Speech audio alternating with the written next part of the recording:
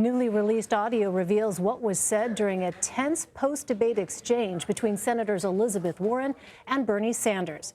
CNN mics caught the moment after the progressive allies squared off on stage Tuesday night. Here's what was said. I think you called me a liar on national TV. What? I think you called me a liar on national TV. Let's not do it right now. You want to have that discussion, we'll have that Anytime. discussion. You called me. You told me. All right, let's not do it now. I don't want to get in the middle of it. I just want to say hi, Bernie. Yeah, good.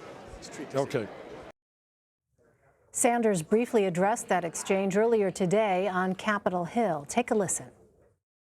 Senator, have you spoken to Senator Warren since the debate? Have you resolved anything there? No, we haven't spoken.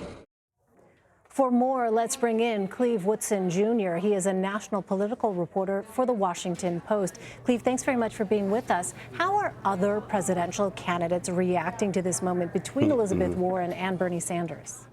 Well, I think the answer is very quietly. The other candidates have not heavily weighed in on it. I will say that, other candidates, particularly the moderate ones, may stand to benefit from, the more swiping back and forth that goes on the left. Biden at an event last night talked about his electability, for example, but didn't even mention the spat.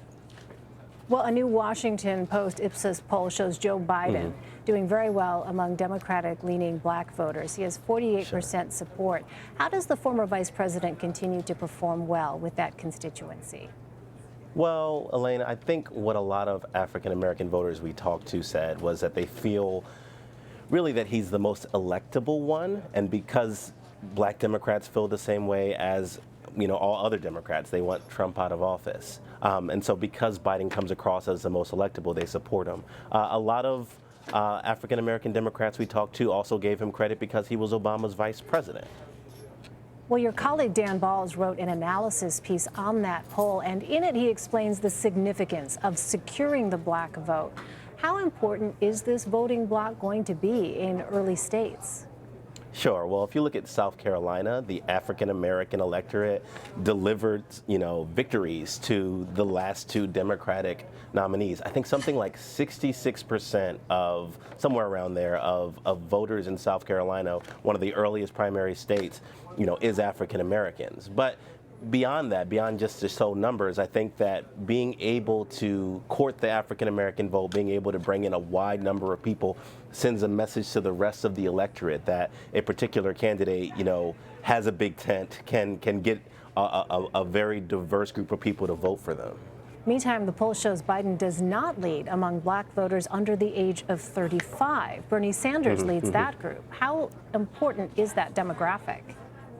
Well, that actually is to be decided. The big question with a lot of the politicos that I speak to is whether or not candidates can get that group of voters out to the polls, period. We know that older people vote in higher numbers than younger people. I mean, it is still significant. It is still a feather in the cap for Bernie Sanders, but it's also a group that has not always been easy to mobilize.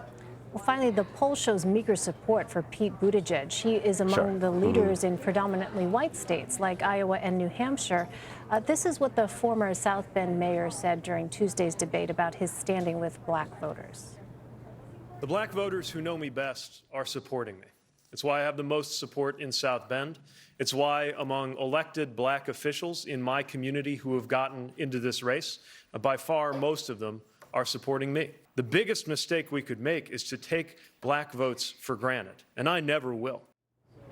So, Cleve, is it clear why Buttigieg is not resonating with black voters around the country? Yeah, well, a couple of things. We did ask people who know Pete Buttigieg. We asked people if they were familiar with him, if they had favorable or unfavorable opinions of him. Even some of the people who said, yeah, I know who Pete Buttigieg is, suggested that they just weren't eager to vote for him. A lot of folks, there are some folks that talk specifically about his sexuality. There are other folks that also talked about, his relative lack of experience, especially dealing with African-American issues. And then others had misgivings about issues that had happened in South Bend. All right, a variety of factors, it sounds like. Cleve Woodson Jr., thanks very much, Cleve. Sure thing.